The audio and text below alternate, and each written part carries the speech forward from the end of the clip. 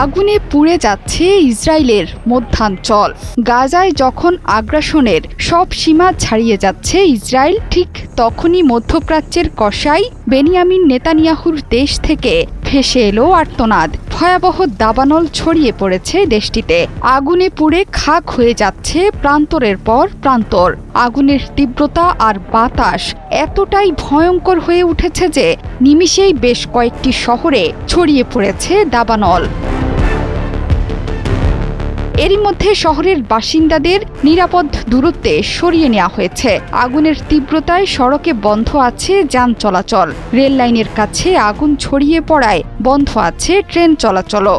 এমন পরিস্থিতিতে ad hoc command সেন্টারের জরুরি বৈঠকে অংশ নিয়েছেন ইসরায়েলের প্রধানমন্ত্রী বেনিয়ামিন নেতানিয়াহু। গণমাধ্যমগুলোতে বলা হয়েছে, মধ্য ইসরায়েলের মোসাব তারুমের কাছেই প্রথম আগুনের সূত্রপাত। এখন যে কোনো ব্র্যান্ডের পুরাতন এসি বদলে নতুন ওয়ালটন এসিতে উপভোগ করুন 25% ছাড়। তাপমাত্রা বৃদ্ধি এবং বাতাসের তীব্রতায় বিভিন্ন জায়গায় ছড়িয়ে পড়েছে সেই আগুন। বেইত শেমেশ শহরের বেশ কয়েকটি স্থানেও দাবানল ছড়িয়ে পড়েছে।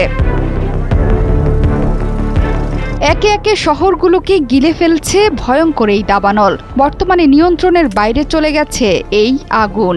এস্তাওল, বেইত মেইর এবং মেসিলাত জিয়ন শহর থেকে বাসিন্দাদের সরিয়ে নেওয়া হয়েছে। ভয়াবহ আগুনের ফলে সড়কের গাড়ি চালকরা তাদের যানবাহনকে ফেলেই শহর ছাড়তে বাধ্য হয়।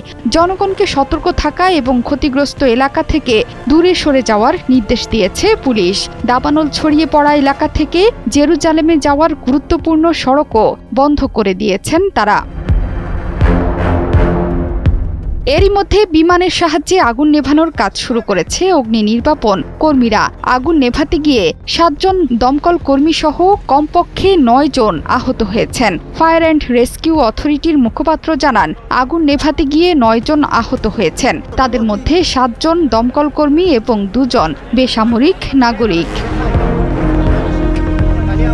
দাবানলের স্থান থেকে জেরুজালেম প্রায় 25 কিলোমিটার দূরে। এরপরও জেরুজালেমের আকাশ ধোঁয়ায় আচ্ছন্ন। বাতাসের মানের স্তর হ্রাস পেয়েছে। 6টি জেলা থেকে ফায়ার সার্ভিসের কর্মীর তালিকাভুক্ত করে আগুন নেভানোর চেষ্টা চলছে। তাদের সঙ্গে আইডিএফ সদস্যরাও যোগ দিয়েছেন। বেইত শেমেশের উত্তরে দাবানল নেভাতে প্রায় 110টি অগ্নি নির্বাপন দল, 11টি অগ্নি নির্বাপক বিমান এবং 1টি হেলিকপ্টার কাজ করছে।